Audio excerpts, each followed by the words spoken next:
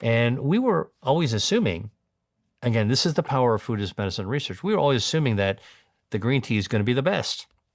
I'd always heard that Japanese green tea is going to be like the ultra best. And what we found was that English tea, specifically Earl Grey tea, actually was the most potent when it actually supported your blood vessels, your body's defense system for angiogenesis to keep your circulation healthy. Wow, what a surprise that is. And this spoke to me about the fact that we can't make assumptions. We need to look at facts. We need to look at data. And so I'm a big fan of Earl Grey now. Now, what might make Earl Grey, give Earl Grey its superpower? Well, this is where knowing a little bit about what you're eating is actually useful, because Earl Grey is a fermented, it's a black tea. It's got bergamot in it, and bergamot is a kind of a citrus. So maybe it's combining those ingredients that actually provides the superpower. But I do see matcha on this tray. I want to tell you about matcha, because matcha is truly a super enriched, polyphenol enriched tea. A lot of people don't realize it. There's no tea bag in it, so don't worry. Yeah. So a lot of people think about matcha as just another green tea, but it's not another green tea. It is made with green tea leaves, the same kind of green tea leaves, but as you would find in any green tea. However, what's the composition of matcha? Matcha is green tea that is, before it's ready for harvest, is grown under a shade that changes its chemical structure, natural chemical structure a little bit. So it's got a lot of potency to it. And what happens with matcha is they take the tea leaf, they take out the stem of the green tea leaf, and they ground up the actual leaf into a powder. Now, what's in that green tea leaf? You've got not just some of the polyphenols that might steep out in the cup, whether you're using a tea bag or loose leaf tea, you're getting all the polyphenols suspended in that. So now you get 100% polyphenol, okay, in matcha. So go ahead, do it. Okay, good. That one's good. All right. Okay, for matcha.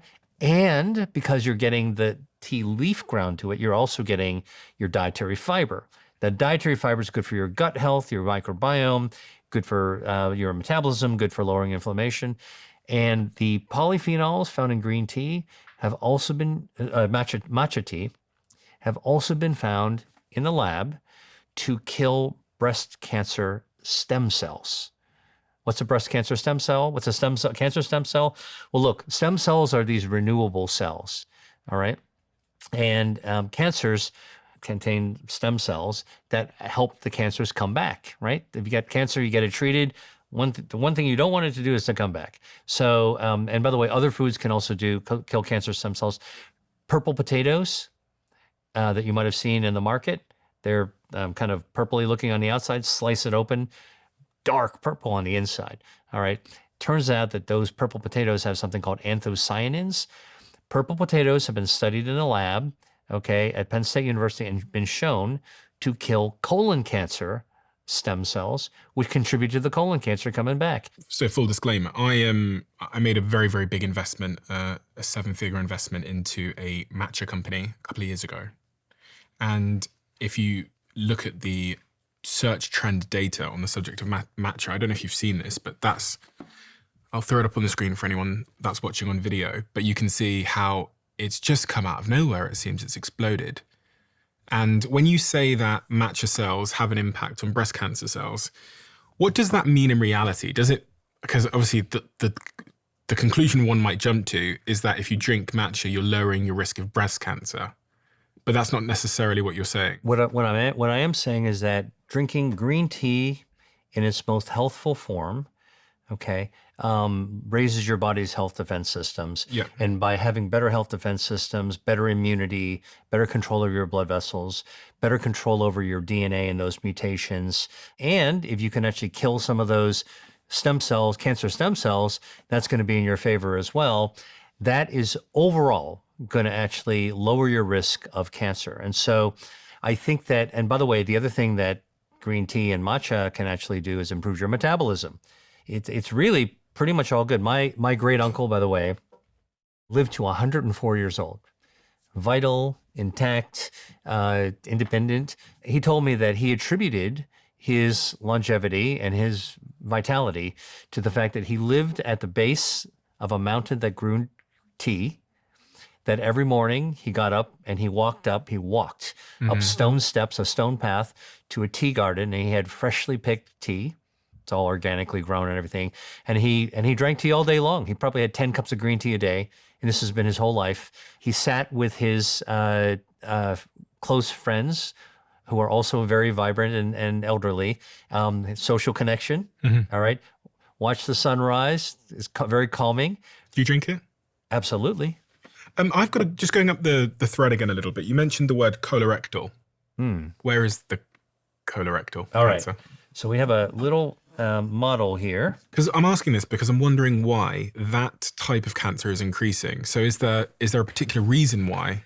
Well, okay. So let's do a quick medical school crash course for podcasters. The gut. We talk about gut health. Most people think of the gut as sort of lower down in your belly or maybe even just your stomach. But the gut actually starts in your mouth and it runs down, about 40 feet worth of stuff, organs, your esophagus, your stomach, your small intestines, your large intestines. By the way, these squigglies are your small intestines, all right? This blue is your large intestines. This is it's shaped like a horseshoe. It's big, thick tube that's kind of framing your small intestines. And then it goes down the poop chute, the rectal, and the anus. That's the end of your gut. All right. So the colon is really the large, framing, thick part of the gut. It's near the very end. All right. So all this squiggly small intestines winds up here. At the beginning of the colon goes up. It's called the ascending colon. And then it makes a sharp angled turn right across your belly, kind of like a belt, right across your belly. This is colon here. And then it goes to the descending colon. Take the elevator down. You see the blue down's going down. And then it kind of takes a little jog at the very end and goes down into your rectum and your anus. Okay. Right. So the blue thing is my colon. So this is where cancer incidence is rising in young people. So you're talking about the rising incidence of colorectal cancer. That could be a cancer that's typically either on the right side of the colon, either going up the upside, up the elevator, or down the elevator on the right side or the left side. Okay. Okay. It turns out that we've known for a long time that unhealthy diets are linked to a higher risk of colorectal cancer, specifically processed meats. So the World Health Organization considers processed meats, salami, bologna, ultra processed, kind of deli meats, delicatessen meats you find in delicatessen. All right, those would be considered carcinogens, and they are highly linked to an increased risk of bowel cancers. Now, why would that be? Well, it turns out that, think about it, if you're eating a ton of meat, all right, you're actually exposing the gut to a lot of those processed meat carcinogens that when it sits around in your colon, not once in a while, go to the ball game, have a hot dog, enjoy yourself. But if you eat it day in and day out, you're giving a lot of exposure to your gut. This term, angiogenesis, you've talked about the link that has to cancer. Angiogenesis, from my novice understanding, is how the blood cells provide blood to different parts of our body, right? And in the case of cancer, there's the angiogenesis system is making a mistake. Is that a simplified version of it? Yeah. So angiogenesis, which is the field I study, we break it down to what its elemental parts are. Angio, blood vessel. Genesis, how the body grows and maintains them. So angiogenesis is how our body grows and maintains our circulation.